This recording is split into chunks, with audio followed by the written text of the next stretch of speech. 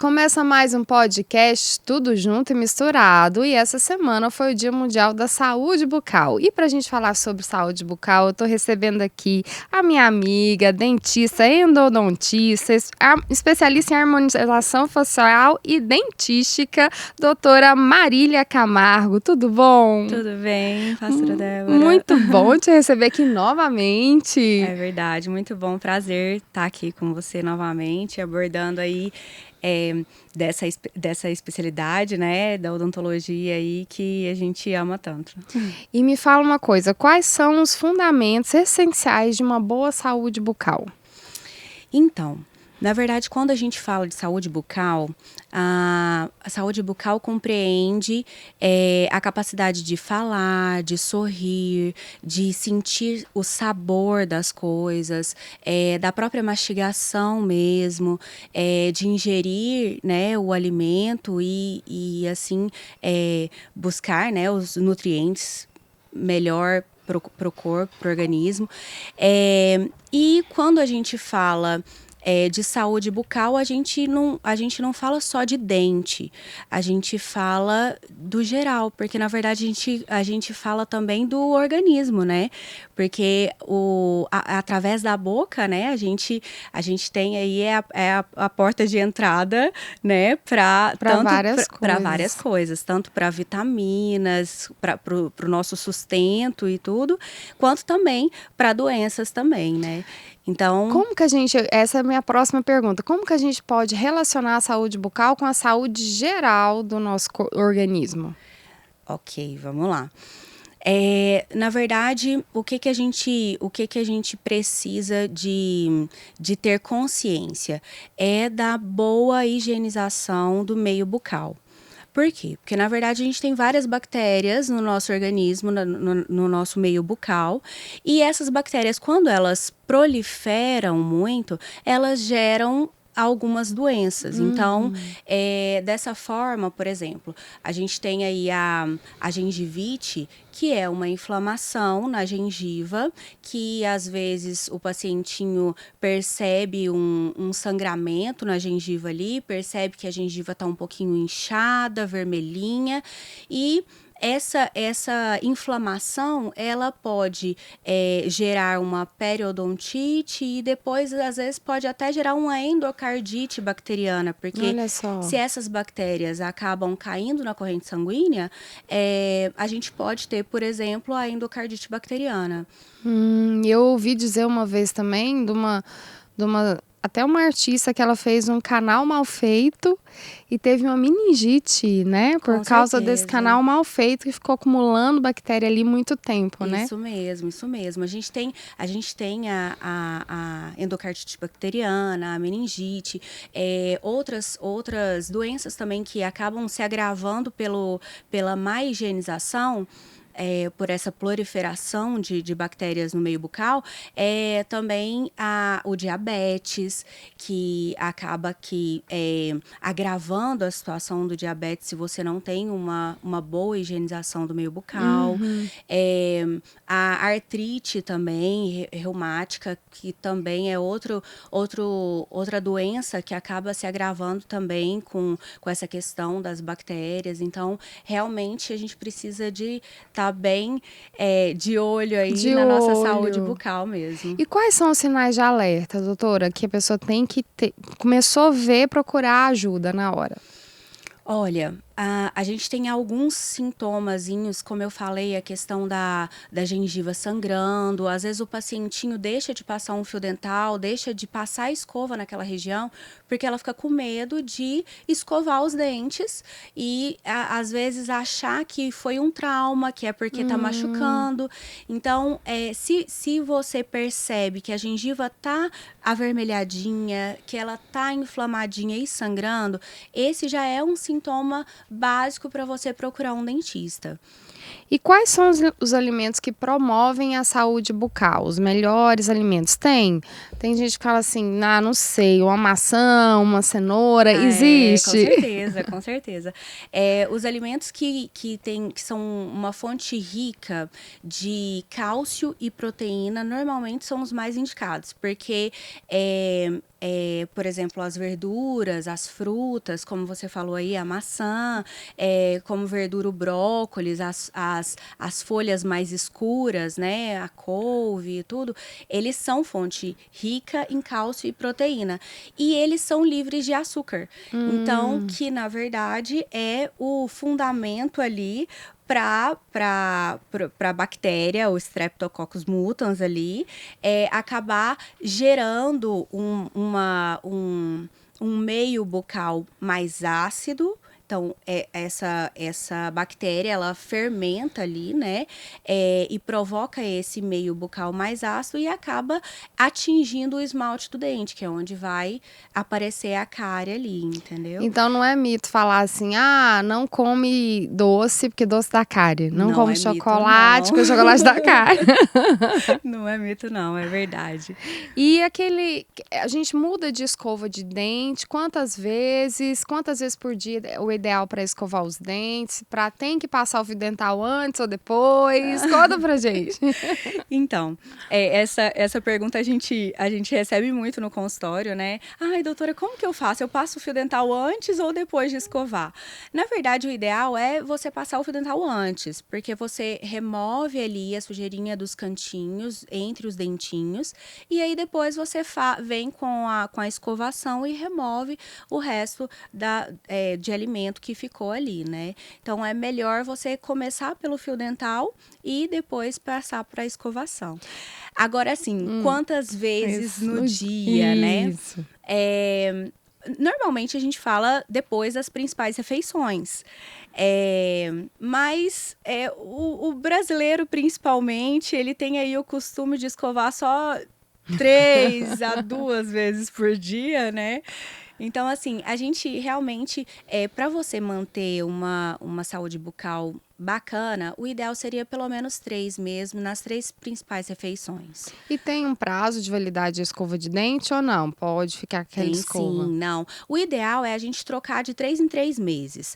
Ou se caso, às vezes você perceber que as cerdas da escova já estão começando a abrir antes desses 3 meses, é ideal trocar também. Outro fator que determina a troca da escova também, às vezes, é uma curiosidade que tem gente que não sabe. Às vezes, quando você passa por um momento de gripe, por exemplo, a gente sofreu aí do Covid, né? Então, quando você passa por esse momento patológico, é interessante também você fazer a troca da sua escova, para não haver reinfecção, né? Então, é interessante. Porque a bactéria fica lá na escova, o vírus fica na escova, né? Isso aí. E me fala uma coisa, tem alguma relação entre saúde bucal e doença mental ou não? Na verdade, a gente acaba que associando sim, por conta que como mexe com a nossa autoestima, por exemplo, às vezes o pacientinho que é edêntulo, que ele não tem mais os dentinhos, ele tem uma certa dificuldade para mastigação. Ele sente que não uma certa dificuldade, que não é mais os dentinhos dele. Então, isso acaba que às vezes afetando sim o emocional, né? Aqui não tem dente, né? Uma pessoa que também não tá sem os Isso. dentes para sorrir, não consegue. Isso mesmo. Vai comer alguma coisa, cai, fica com vergonha. Isso também traz uma certa, acho que fobia social. Com certeza, um total desconforto. Então, realmente vai refletir aí no psicológico, né? Na autoestima, no emocional do pacientinho. E quando começou, a gente procura o dentista só quando começa a doer o dente ou não? Quando você começa a sentir aquele incômodo na hora que morde alguma coisa, que você vai no dentista, ou então quando tá lá dormindo e o dente começa, né? Tum, tum, tum, porque eu falo que dor de dente, gente, remédio nenhum passa, não adianta. Qual a hora certa de procurar o dentista? Olha, o ideal é você sempre manter essa rotina, né, diária da higienização mesmo e procurar o dentista pelo menos de 6 em 6 meses. Então, semestralmente aí, o ideal é você fazer uma visita. Mas toda dor de dente é cárie ou não? A maioria das vezes sim, mas a gente tem outros fatores também que provocam dor no dente, às vezes uma sensibilidade mais forte, que a gente reage sentindo dor, né? Então, às vezes tem uma retração gengival, às vezes por um trauma na escovação. Às vezes, essa questão de técnica de escovação é muito real. Então, a gente realmente precisa de saber como escovar os dentinhos para a gente atingir essa boa higiene, né? Às vezes a gente escova muito rápido, né? E Muito aí rápido. afeta a gengiva, alguma Com coisa muita assim, força, isso mesmo. Às vezes a gente no dia a dia, na correria, a gente escova correndo para sair correndo, chega cansado, escova correndo para dormir. Então, às vezes a gente não tira realmente esse tempo para fazer uma boa higienização, né? O ideal seria pelo menos você, assim, por cima, né? Falando um número assim, seria pelo menos umas 10 vezes em cada dentinho. Então, assim, se você for pensar. 10 vezes você não tem tempo, Justamente. ainda mais mãe, gente, mãe de menino que vai pra festa e depois chega, a gente abre a boca da criança pra conseguir escovar. Dá 10, não dá conta. É isso. Então, assim, se você realizar as 3 escovações principais e realizar ela bem feita, às vezes você não vai precisar gastar todo esse tempo, mas pelo menos ali 2 minutinhos. E como que a gravidez afeta a saúde bucal? Se afeta ou não afeta? E qual o melhor tratamento? Eu sei que tem anestesias que a grávida não pode tomar. Como que é esse tratamento na gravidez? Então, normalmente a gente prioriza, né, fazer o atendimento da gestante no segundo trimestre de gestação. Porque, na verdade, ali ela já está um pouco mais estável, tanto do início da gestação quanto do final da gestação. Mas essa questão que a gente estava falando da má higienização, além dos hormônios que ficam super aflorados na gestante, a gente ainda pode estar diante aí de um quadro, por exemplo, de periodontite que provoque um parto prematuro. Olha só.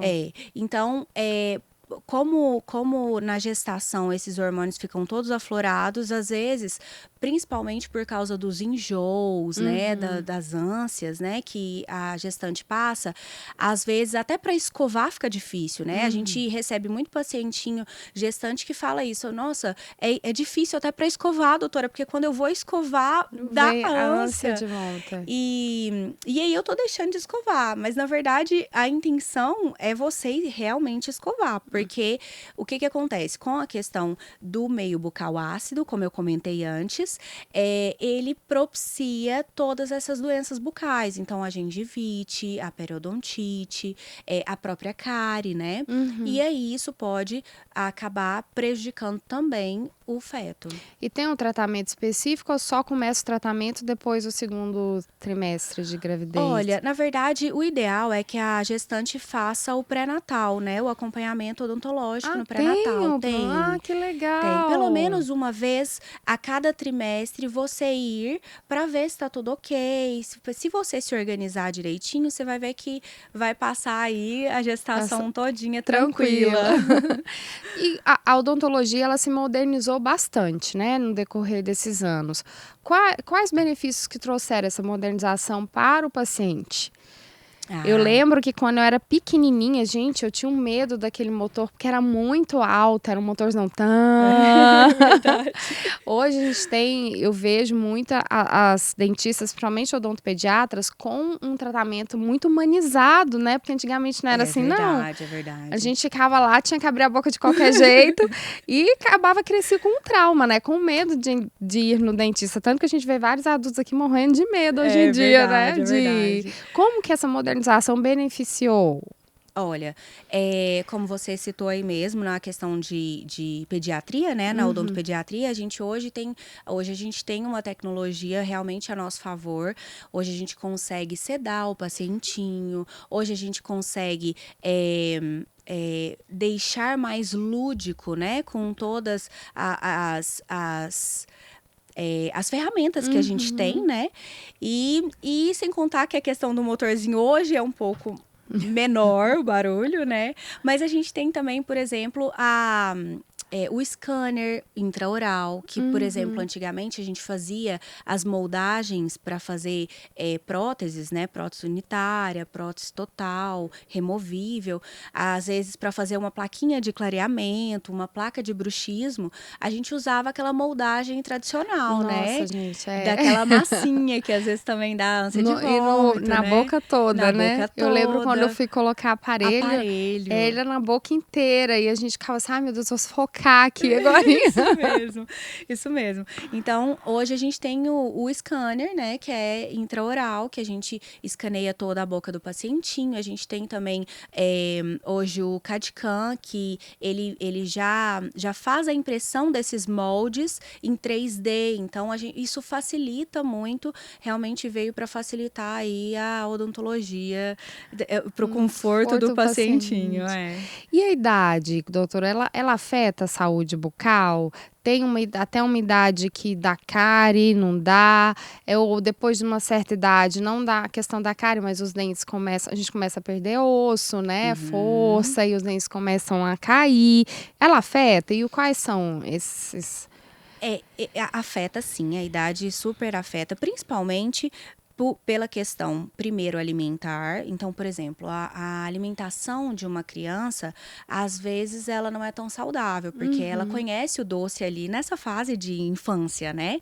E, às vezes, come doce até escondido. Então, às vezes, os próprios pais não têm esse discernimento, esse cuidado, né, com a questão de açúcar. Por exemplo, o açúcar, às vezes os pais colocam açúcar achocolatado na própria mamadeira da criança, né? E aí a criança mama e dorme sem escovar os dentes, porque ela dorme mamando. E até antes de nascer o dentinho, o primeiro dentinho, a gente pode escovar, limpar a gengivinha? Se abrindo lá dentro da nossa pergunta. É isso. Essencial. É um hábito que realmente passa a ser rotina desde a fase de bebê mesmo, que é passar a gazezinha. Você molha a gazezinha ali com um sorinho, pode passar em toda a gengivinha, até para fazer massagem mesmo na gengivinha da criança, do bebê. E aí, quando começa a nascer os dentinhos, já introduz também a escovinha própria para a idade, mas já introduz também. Mas voltando à questão da idade, depois disso, depois de adulto, né, a gente acaba que tendo um pouco mais de consciência dessa questão da higienização bucal, principalmente, às vezes, eu vejo muito, que até mais por conta da estética, porque a gente se preocupa muito com a estética, né? Então, acaba que essa fase de adulto, os adultos cuidam um pouco mais. Quando a gente envelhece, o envelhecimento já traz essa questão mesmo de enfraquecimento, né? Mas mesmo assim, mesmo na fase de velhice, né? Nossa, ainda assim o dentinho caria também. Então dá não tem cárie uma do idade mesmo jeito. X pra parar de se preocupar, falar, vou ficar tranquilo, vou escovar o dente só pra não ter mau hálito. Não. Doutora, então, qual é o papel do check-up dentário regular na saúde bucal? Na manutenção da nossa saúde bucal. É isso. Na verdade, eu sempre peço pro pacientinho fazer regularmente, de 6 em 6 meses, que normalmente é esse prazo que a gente fala pro pacientinho fazer essa prevenção no consultório, procurando o dentista. Eu peço também sempre o exame clínico, radiográfico, e a gente faz toda essa junção aí por conta que nessa fase de 6 meses a gente consegue identificar antes de, às vezes, a cárie agravar, às vezes chegar aí a sentir dor, às vezes a chegar até a perder o elemento. A perder o dentinho, isso mesmo. Vamos falar agora de estética. Vamos lá. Tem gente que fala assim, eu vou colocar facetas de porcelana porque eu não quero mais preocupar com cárie. Isso é mito ou verdade? Mito, muito mito. Na verdade, as facetas, elas... hoje, a gente tem um preparo do dente para a colocação das facetas que ele é minimamente minimamente invasivo. Então, a gente coloca como se fosse uma capinha mesmo no dentinho, mas é uma capinha na parte vestibular do dentinho, que é a parte onde a gente vê. Atrás ainda é seu dentinho natural, então você precisa de cuidar dele do mesmo jeitinho, escovar, passar o fio dental, porque ele pode cariar, Do você mesmo pode jeito, pode perder dar canal do mesmo do jeitinho. mesmo jeito. Olha só, viu, gente? Do mesmo E jeito. tem que ir procurar o tratamento de 6 em 6 meses ou é um pouquinho antes? Um pouquinho até? antes. Eu normalmente determino para os meus pacientinhos para sempre virem de 4 em 4 meses. Porque nesse período a gente consegue também controlar a questão de placa bacteriana, né? A questão do tártaro mesmo, que às vezes acumula, dependendo dessa higienização do pacientinho, que exige um pouco mais de higienização mesmo. Por mais que às vezes o pacientinho vê ali tudo lindo, maravilhoso. tudo lisinho, sem nada na frente, mas a gente realmente precisa de cuidar dos dentinhos, porque atrás é seu dentinho natural. Esses dias a gente tá vendo na moda bastante, principalmente o pessoal que tá de fora do país, colocar platina no dente, ouro no dente. Isso faz mal? Então, na verdade, assim, depende do preparo que é feito, né? Por conta que quando eles colocam, eles fazem um preparo às vezes um pouco mais invasivo. Porque a aderência desse material, dos metais normalmente, eles precisam de um preparo que vai reter esse elemento, né, que vai vir aí em cima de metal, de ouro, já surgiu de tudo aí, né?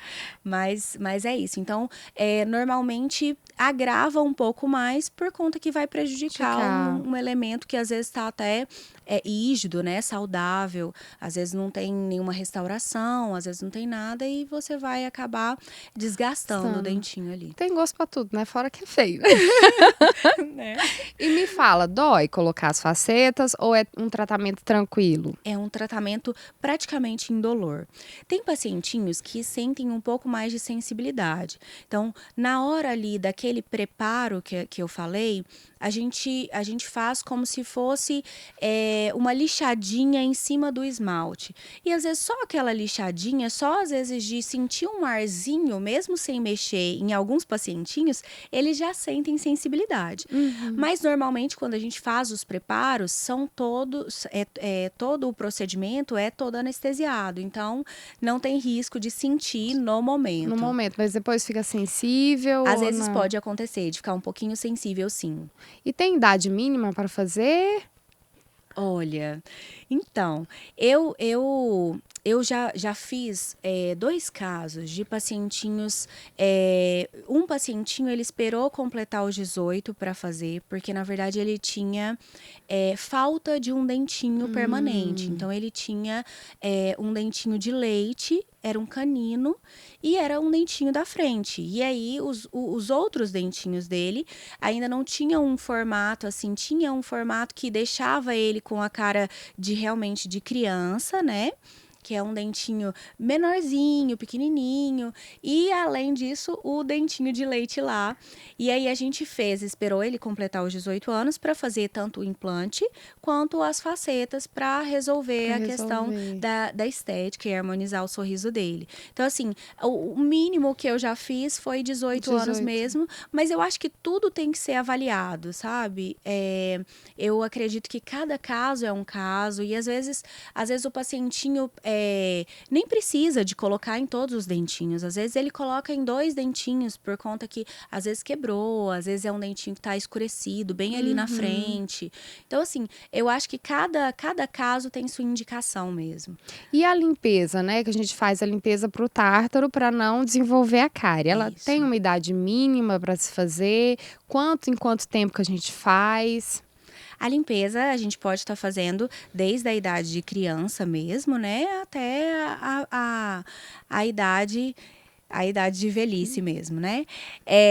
Então, a limpezinha normalmente da criança, normalmente a criança não acumula muito o tártaro, né?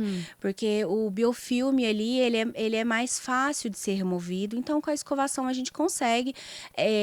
Claro que tem proliferação ali da questão das bactérias que podem dar cárie e que, na verdade, é até mais suscetível por conta, às vezes, até mesmo da alimentação. Mas o adulto, normalmente, ele tem mais, é mais propício a dar o tártaro e assim a gente fazer a limpeza com raspagem, profilaxia e tudo. Tudo, né? E não dói, gente, é indolor, É né? isso. Me fala, mito ou verdade? A placa deixa aquela sensação de mau hálito, de gosto ruim na boca? Com certeza, a placa deixa sim o mau hálito, provoca essa sensação de dente áspero, às vezes até de gosto ruim mesmo, além do odor do mau hálito. E tem aquelas pastas de dentes que promete, você escova e fica branco o seu dente. Ou então, já ouvi dizer até passar carbono, fica com a boca toda preta, porque vai ficar branco. É verdade isso ou não? Então, na verdade, hoje a gente tem uma variedade muito grande de cremes dentais, né, para tudo. Mas cada um tem sua indicação. Quando, por exemplo, a gente opta por uma pasta, por um creme dental que seja, que tenha essa descrição de deixar mais branco, na verdade, ela tem uma especificação. Por exemplo, ela é mais abrasiva, então ela contém como se fosse, quem já usou vai saber o que eu tô falando, né? Contém, parece uma areinha, né, no creme dental, porque ela é mais abrasiva. E a indicação dela, principalmente, é quando, por exemplo, o pacientinho faz um clareamento dental. Então, quando o pacientinho faz o clareamento dental, ele quer ainda assim não se privar, por exemplo, de uma dieta com um café, Tomar um café, uma um suco de uva. um suco de uva. É isso. Então, um chocolate. E acaba que nesse período aí, o que a gente indica depois, por exemplo, de um clareamento dental? Quando você estiver nesse processo, acabei de tomar o cafezinho, nossa, meu Deus, estou fazendo clareamento dental.